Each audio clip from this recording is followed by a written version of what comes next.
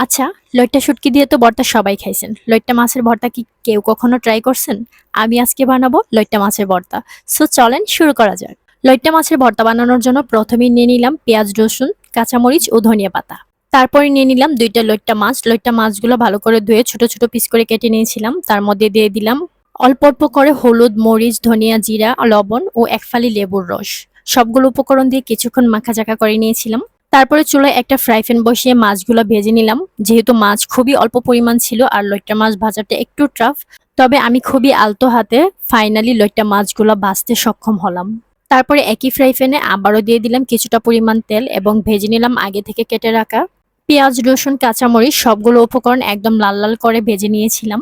এখন মাখামাখির পালা। প্রথমেই নিয়ে নিলাম ভাজা কাঁচামরিচ, পেঁয়াজ, রসুন এবং অল্প পরিমাণ লবণ এবং ভাজা মাছগুলা।